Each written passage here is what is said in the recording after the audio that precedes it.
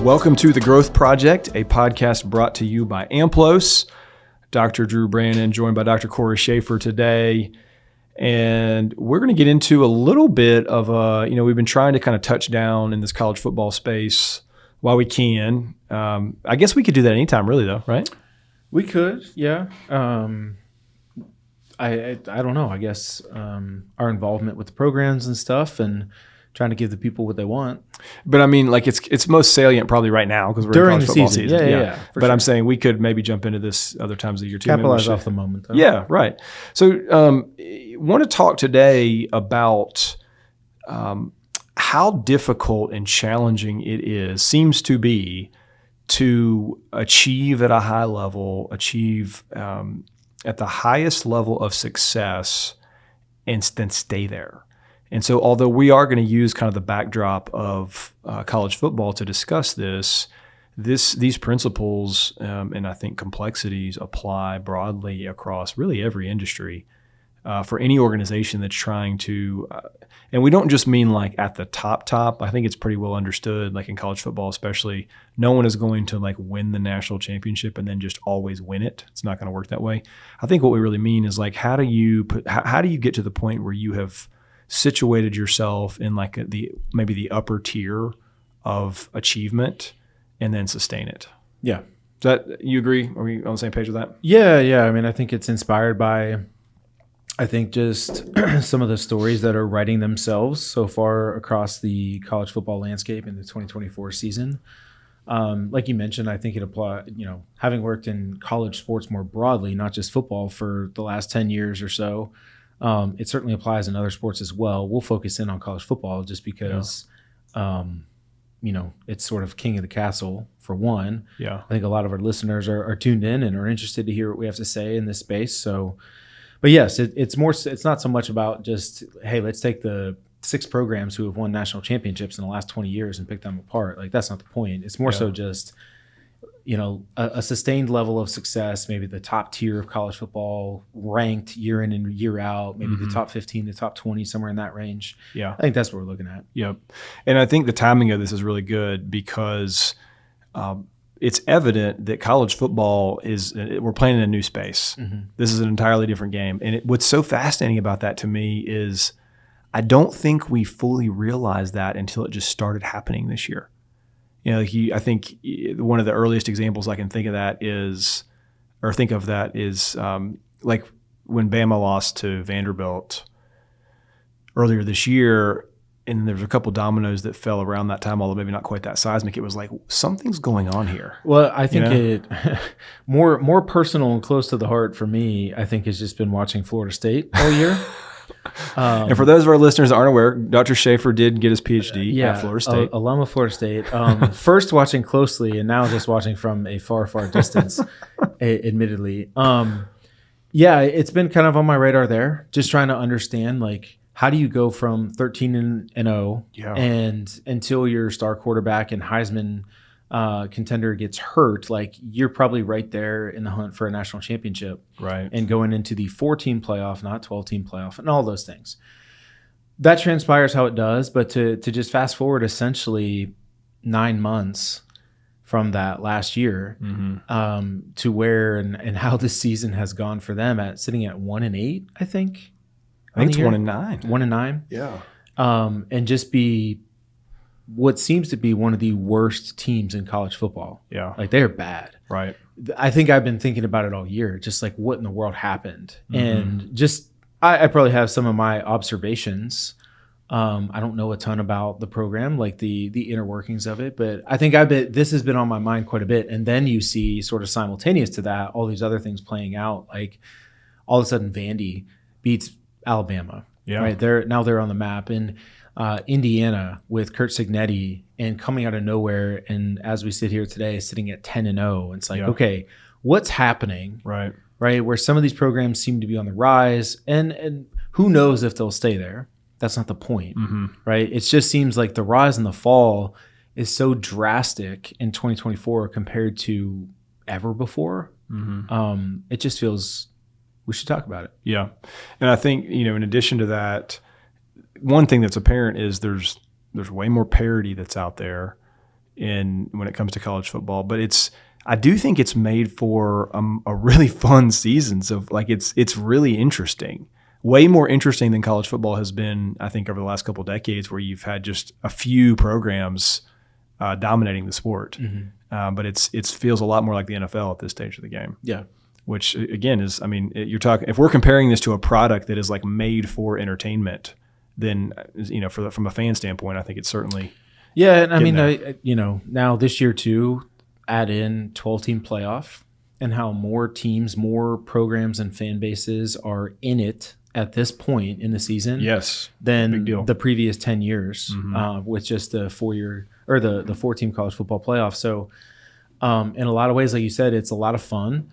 It's interesting to see some of these programs who otherwise, like, we never, I think in my lifetime, Indiana has never been in the discussion Not for even like close. A New Year's Six bowl, you know, back in the day, or BCS bowl or whatever. Yeah. Certainly not the 4-team college football playoff, but now here they are, you know, sitting in the AP poll at number 5. Like, it's fascinating. So there's really interesting things going on, and I think we just want to talk about what might be some of those things going on. Yep. So maybe just a final statement here before we get into the pieces of this, and this is not intended to be a painful statement for you, but like really kind of what we're talking about is like, how do you not become Florida State is a big part of this. I mean, really, because you're exactly right. Like, in the blink of an eye, they have gone from one of the best teams in the country with a legit shot to win the whole thing to like they can't beat anybody. Yep. And I think one of the things that, and this is where we can start. So a handful of talking points here. I think just from our perspective, we want to go through and hit one by one. And what I think is probably the place that I always go to begin the conversation is just like, who's sitting in the head chair? Yep. To me, and that's where, again, I'll use like Indiana as an example. Okay, Curt Cignetti has turned the program around in 1 year, literally 1 year. But again, and he had, of course, his famous line, like, I win everywhere I go, Google me, right? That's a confident guy, but there's truth to it. So like, okay, this guy's won everywhere he's been. You look at, you know, a lot of people, I think, maybe question the decision for like Kalen DeBoer to take over Alabama. But you look him up and it's like, okay, the dude's won everywhere he's been. Yep. So, you know, have they hit a couple of speed bumps this year? For sure. But I think everybody probably feels like Bama's going to be just fine. You know, they're going to be around to stay. They're probably going to be playing in the SEC championship game. Yeah. In his first year. Yeah. After losing all those players. So, you know, I always start there. Who's the head of the program? Who's the head coach? Who is the leader that's in charge? And I think, again, this is where you'll see these talking points. Like, they're going to go across industry. They'll apply to the corporate space and so on. But you begin there. Like, that to me is always where the conversation is. And Florida State, as an example, I've never wanted to feel like Norvell wasn't the guy. Okay. I always looked at him and felt like, man, he's really great. But if you start checking things off the list, like at some point, it's going to come back to who's sitting in the head chair. Yep. And so I still don't know where I stand on that. Hopefully I don't need to answer that on today's podcast. But let's put this in perspective, because we'll go back to so as I understand it, and I wasn't like behind the scenes or anything, but I think Kalen DeBoer got that job in part because Mike Norvell didn't want it. Really? Like, I think that he was called before Kalen DeBoer. I don't know. That might not be true, but I know for a fact the guy was on the short list. And now we're talking about like his team can't even win a game. Right. So like making sense of that is not easy. I know. So I think it's much easier to look at programs on the rise and to point to the leadership and be like, man, that leader, that coach is great. Right. So it's easy to say that about Cignetti. The guy at Vanderbilt, what's his name? Clark Leah. It seems great, right? Yeah. Like, those are things initially you start with like, okay, they seem to have found the right guy. Yep. But okay, so it starts with a guy in the chair. I totally agree with that. Let's drill into that a little bit more. It starts with the guy in the chair in terms of what? Like, what must he get right? Yeah, I think they certainly need to have a vision, a plan. And that's why, again, it's hard to say what will happen with Indiana, what will happen with Vanderbilt. Those are also programs too, and why sustained success is so challenging. I guarantee you at the end of this year, some larger programs are going to call those guys and look to hire them. Right now, after 1 year, Curt Cignetti can probably work at a top job in the SEC, top job in the Big Ten, across the board. Like, If those jobs are available, he's on the short list. Yep. Right? Well, and I'll tell you this too. If they do stay, people will take their players. Yeah, exactly. So that's why, again, the sustained success is a whole other deal. Like that's a real challenge that teams are going to be faced with now, especially the ones that are on the rise, because they're not the blue bloods. Yeah. It's going to be way too easy for other programs to just poach their coaches, their entire staffs, and so on. So I think it's easy to start with the ones that are on the rise, looking at the leadership first and foremost. But do they have a vision? Is there a plan? Is there a culture? I think as much as anything. X's and O's are good. X's and O's, I think you and I are on the same page, are not as good if you don't have the right culture, the right fit with players, and so on. And that's what we'll get to here moving forward. But I think, too, a lot of it comes down to the leader, Cory, because what is that leader's objective? And I think the fact is, you look at some of these programs in college football, their objective is not always to build a sustaining winning program. It's not. Sometimes it's to get another job. Yeah. And the vision you have and the plan you put in place to get another job, a bigger job perhaps, is not the same plan you would put in place to build a winning program. Yeah, and that's what I mean just about a vision. If there is a vision, a long-term vision, that changes the way you're going to go about recruiting players in the transfer portal and how you go about your relationship with university people and all those really important things that are involved in sitting in that chair. Yeah, I think you're absolutely right. And, we won't be able to answer this question today, but I kind of wonder which of those two blueprints allows you to win faster, because you assume that it would be the one where you're trying to kind of get a different job, right? But that might not be true. Yeah, I don't know. Because you're probably, Okay, so starts with the person in the chair. Agree with that. Yep. What's the next point we want to be sure we hit? I think from there, it's about getting the right people on the bus, so to speak, to use some language, we've talked about here on the podcast, and probably getting some of the wrong people off of the bus. For sure. So just first and foremost, it's like, hey, who's in the building? Let's try to get some of the right players, right? Ones who have the mold or the characteristics, the traits that I'm looking for as a coach with the vision that I have for my program. Hopefully surrounding yourself with some good assistants, some individuals who can recruit, like all those things. But to a degree, it's got to start with some character fit, some cultural alignment in some capacity for the long-term growth, like we're talking about. 100%. Let me mention 2 reasons why that's so important. So if you don't do that, if you are lacking the right fit of the people on your team, in your organization, you are going to have to do one of 2 things, and they're both problems.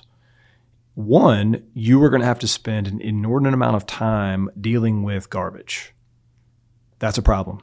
If you're dealing with garbage, you aren't focusing on developing people, executing the strategy, whatever it is, running the business. You're not doing that. The second one is, if you're not always dealing with garbage and you have the wrong people, you're then lowering your standards. That's a big problem as well.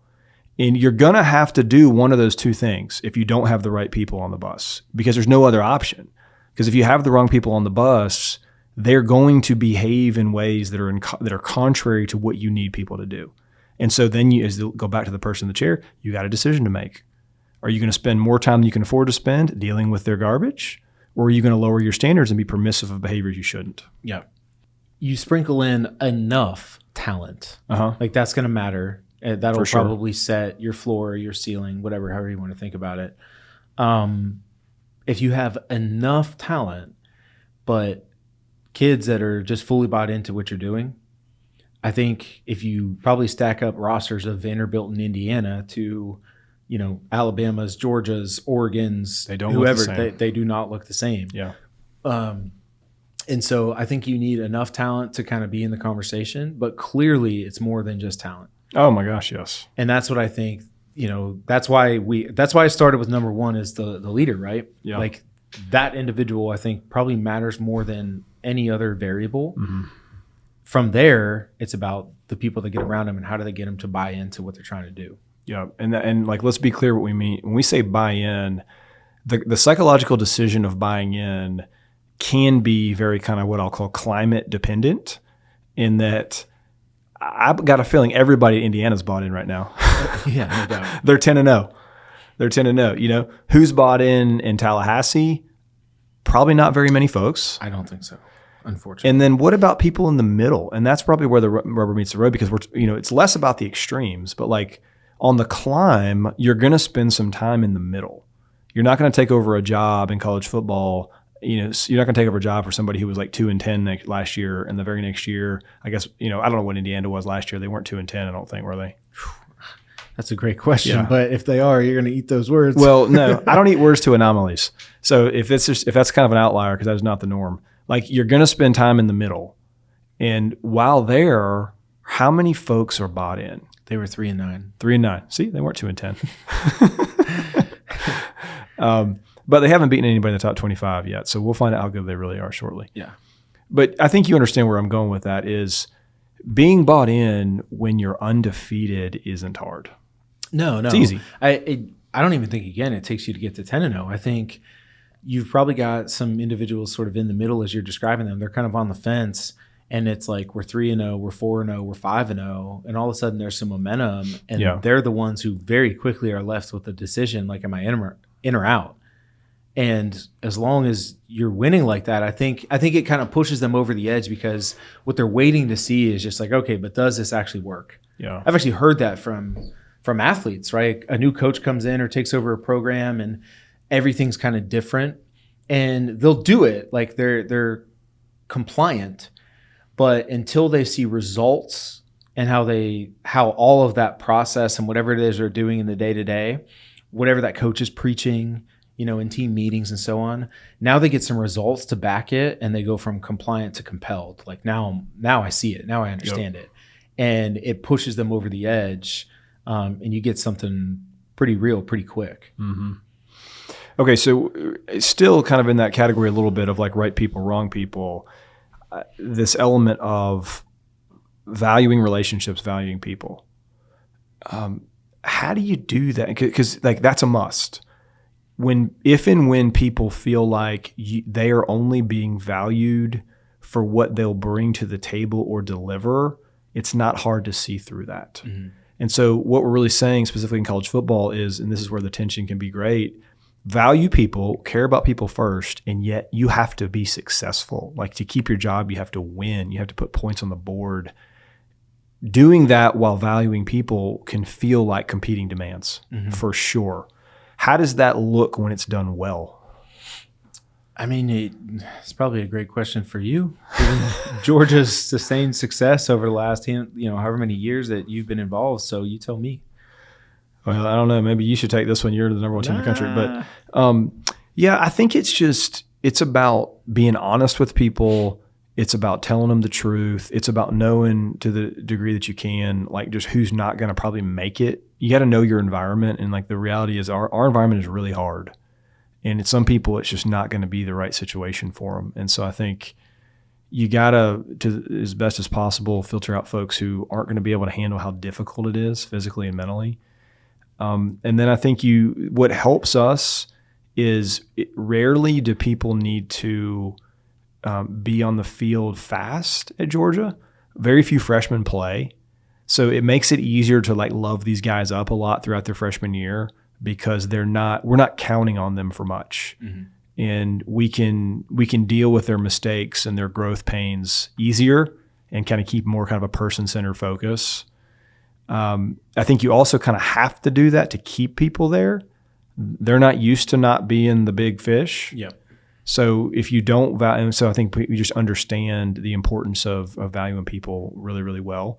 But like the reality is, and it happens at Georgia, happens everywhere. They're due, like you find yourself at these intersections at times where what that person wants out of their role, we can't give them. Mm-hmm. And that's when you have to kind of like hug and just say you got to go different ways. If the relationship enough is there and you can be honest with them and tell them that from the start, like you said, they'll stay for the relationship in some cases. In some cases. But I'll say this, and this is legitimately true, and I've seen it I've been in these conversations. Not all, but many of our kids who leave and go in the portal because they recognize that like they're just not going to get the role they want at Georgia, they cry leaving. Mm-hmm. They're sad, like because they're just in this place in their life where like this is what they want for their future, and they know that they have to go somewhere else to get it. Yeah, but they weep about leaving. Which you didn't touch on. That if you don't mind, I'll steer the conversation here for at least for a second. But I know you guys are also very intentional about trying to, foster relationships from player to player, player to coach and stuff, especially in the off season. Right. It certainly doesn't feel like there's as much time in the day to do that once the season ramps up. Mm-hmm. But there's a lot of intentional time spent in the winter, in the spring, in the summer, fostering relationships that, if done well, will carry you through the season. Mm-hmm. Great point. And then I think, at least at Oregon, what Coach Lanning just seems to have a gift for is just the right feel for when do we need something like that? When do we need to just, let the guys do something fun and just kind of connect and it not be about football? I think he does a really good job of that. And again, I think that's felt within the program, I agree. From kind of the top down. I mean, coaches feel that, right? So Coach Lanning sits in the head chair, but his coaches feel like, hey, you're making sure that you're giving me time to invest in players. You're giving me time even to invest in my family, right? Which you don't get much of as a college football coach. Yep. But that matters. That goes such a long way for the kind of buy-in that we're talking about. Well, that point you just made is excellent. Here's interesting too. That circles us back to the first point. Because Dan is such an intuitive leader. Yep. He's got such great feel. Yep. But there's also a plan in place, and a lot of that is intentional. And I know you have a part in that, like I have a part in that. Yeah. If connection is important, it's not just important from January through, May. It's important during the season as well. The opportunities are fewer and further between, but when we do have an opportunity, we need to try to capitalize on it. Yep. All right, let's keep going here. Our next bullet, and all these things start to become pretty interrelated, but we've talked about having the right person in the chair. Okay, that starts there. Get the right people on the bus, value relationships, but then leaders, I think, have to do a really good job of, and you mentioned about Dan, like the intuition to drive motivation, focus, emotions in the right direction is really, really important. And I think this is a different point from the others that we've talked about. Mm-hmm. It's a little bit more specific into, like, we can make time to talk once a week, okay? But that's different from a leader acknowledging and understanding just like, hey, where are we at in the year? What does my team need right now to still feel motivated or still feel bought in or engaged to what we're doing, especially maybe some of those guys who are buried on the depth chart? Yes. Yeah, I mean, there's college football, it is a long season. And the number of ups and downs and all arounds you go emotionally, like it's hard to really convey. And, you and I both have had the benefit of being behind the scenes in really in-depth ways for the programs that we get to be a part of. But if the leaders can't keep an accurate pulse on the emotion of the whole organization, and just to put this in perspective, you think about reporting structures in a corporate sense of, what I typically tell people is like, if you have a leader who has more than 12 direct reports, all they're really going to do is like just keep, spin the plates or play whack-a-mole, whatever you want to call it. You can't do that well. You can't have more than 12 direct reports. Well, the way college football functions and structured, although there are, offensive coordinators and position coaches, like the reality is everybody's your direct report. Yep. And you're talking about 200 people. Yeah. And so the task is just massive. And that's just within the building. Mm-hmm. And the way college football has evolved, you have tons of responsibilities outside of the building as well from a relationship standpoint. But you have 200 minimum emotional, complex people in your building you are responsible for. Yep. Good luck. Yeah. And how to keep the pulse on just, generally speaking, how's everybody doing at any given time? Mm-hmm. And what do they need to hear, not in a manipulative way at all, right? Yep. But to stay encouraged or to stay inspired, to stay engaged with what we're doing. Because the reality is, if there are 200 people, we need 200. Yep. Like, we need everybody to be fully bought in if we're going to get to where we want to go. And what's interesting about this too, and this makes it even harder when you think about like managing emotions, is college football as it stands today, it wasn't always like this. obviously staffs used to be a fraction of the size they are now, and same for teams. And so the norm, the cultural norm in college football of if I need to talk to my head coach, I will have a chance to do that. It hasn't gone away. It's not going to go away. Mm-hmm. So for both players and staff, everybody just assumes like if I need to have a moment with my head coach, I'll get it. Think about how different that is from the corporate world. Yeah. Of like, if you work for a large organization, you never in a million years expect a conversation with the CEO. Right. You're not going to get that. Yeah. It's not possible. If you even see that person in person at all. Exactly. If you work for Michelin in Des Moines, Iowa, you might not even know who the CEO is of Michelin. Yeah. So that's the challenge that these men are up against is the expectation in the building in the good programs. I know that is like, if I need to speak to the head coach, I'll be able to. Yeah. And again, it's just so challenging to flip this. I know we're talking more about the programs on the rise and the sustained success right now, but go back to a Florida State situation or some of the other programs that I had noted here when I was just thinking about this. Auburn, really struggling. USC, bad. Year after year, bad. Right? Just like not living up to expectations. What are those coaches saying to those players this week to get them excited and engaged for Saturday's game? Right. Great question. To not be thinking about the grass is greener somewhere else, and I'm going to enter the transfer portal the second that it opens in December. Yep. I mean, that's really, really hard. And that's why I think there's such a premium on getting to the top is one thing, but staying there, the sustainability of it matters so much because, man, once there's a slide, it is a slippery, stinking slope. I have no idea what Mike Norvell is supposed to say to his players after getting beat 52-3 on the road at Notre Dame on Saturday. Did they really? I didn't know that. Yeah. Ooh. Wow. What are you saying this week? I did not know that. I guess that's why he cleaned house yesterday. Yeah. And fired his coordinators. Okay. So, but again, is that motivating or demotivating, to the team? How do they feel about that? Maybe that's the right decision. I don't know. But my point is like, you see how like this becomes such a challenge. Yep. If you're not winning, it almost makes you feel like you've got to hit rock bottom and almost just completely start over. Yep. Well, and I know, here's another place where Indiana is kind of flying in the face of this, but it's not a far-fetched statement to make that when you, like, take Florida State, it might take 10 years. I mean, that's essentially what it had taken from the time they won a national championship until last year. It was 10 years on the dot.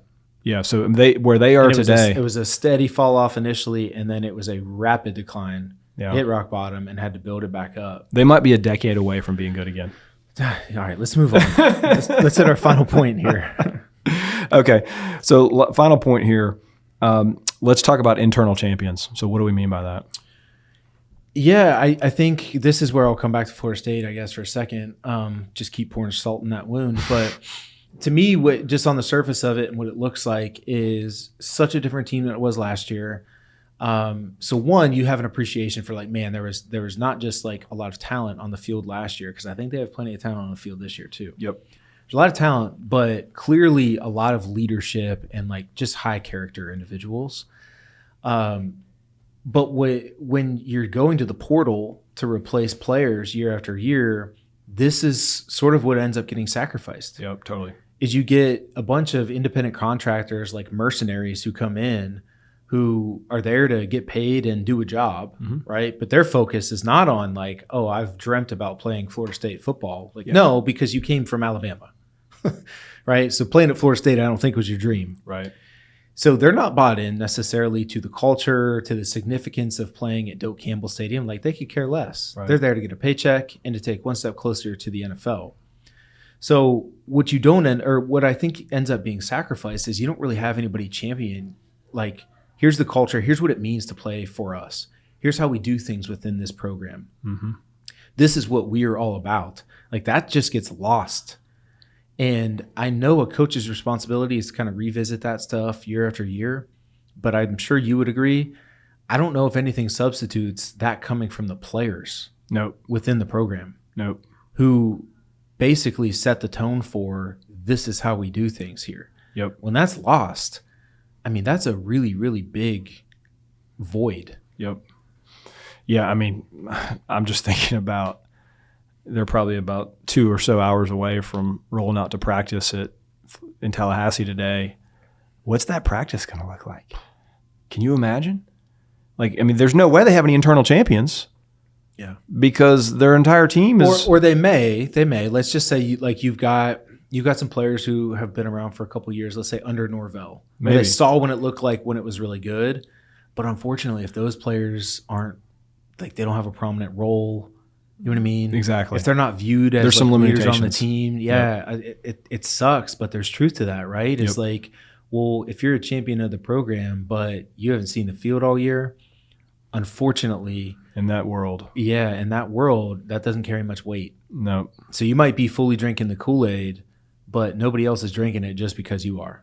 So this gets at the point, too, of like, in order for you to have these internal champions we're talking about, you have to build your pipeline.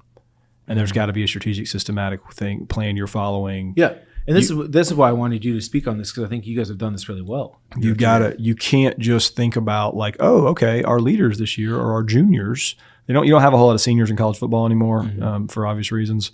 But it's like, oh, hey, you're the leaders now. You're a junior. Bad idea. Yeah. Like you need to have pretty low expectations if you're trying to do it that way. And if you are going to utilize the portal, and every program does to varying degrees, at this point, most programs do to varying degrees, it's really important that you try to get, you go back to point number 2, get the right people on the bus, right? Got to get good information. You still have to try to get a character fit, a culture fit, and so on. Somebody who's going to buy in and sort of jive with what you want to see. Set the expectation of like, I know you haven't been here, but I need you to be a champion of this culture. Yep. I think if you can do that well, and I would argue like a Dylan Gabriel has done a really good job of slotting in at Oregon. But I think part of that was very intentional on, Dan's part. And and you've got, the leader has to embrace that too. Like you have to get comfortable with the fact that like a kid could walk in your door and in a matter of weeks, you're asking him to have some leadership to him. Yeah. And you have to be okay with that. It can't be this deal of like, well, you haven't been here that long. Well, in that case, your quarterback is going to be looked to as a leader, whether you like it or not. Absolutely. You might as well embrace it. That's what I mean. So as much as you can, you want to feel like you're getting the right person on the bus. But there's certainly a risk involved in handing the keys over and basically saying like, hey, I need you to drive this thing. Yep. Okay, I know we got to move toward a finish here. So again, just as we kind of wrap up here in a second, these points that we've gone through, we're using kind of this framework of sustainability in college football, which is that's a big thought, a big idea. You could substitute in sustainability really in any organization that is seeking to perform at a high level and is seeking to kind of be in that upper tier, however you define that in your industry. We've just kind of gone through a blueprint for you of what I would call significant variables that you want to be sure you don't miss. All right, final thought from you, Cory? No. I mean, again, maybe we'll look back at this podcast a year from now or 2 years from now and laugh about it because we were off about some things or whatever. I think it's if nothing else, a fun thought experiment to just take a look at maybe why are some of these things happening. If you're listening to this and whoever you follow as a college football program, like based on what you can observe, maybe not necessarily being intimately involved, but run it through these filters. How does it seem like it fits? Yep, totally. I think that's worthwhile. And again, if you're, regardless of college football and stuff like you mentioned, even within your organization, run the organization, run the team through these filters. And I think these are relatively simple things. Doesn't mean they're easy. Yeah. Right? They aren't new novel ideas. No, not at all. Not at all. But they are important. I think it's a good starting point, though, if you want to have a conversation about sustainable success. Yep. All right. Well, we try to always make a point to say this, but we genuinely appreciate our listeners and the fact that you are tuning in and spending time with us on the Growth Project. If you're finding value in the resource that we're providing, please take a moment and hop over to give us a review on either Apple Podcast or Spotify. We really appreciate those and read every one of them. So thank you guys for tuning in, and we look forward to our next conversation soon. Thank you.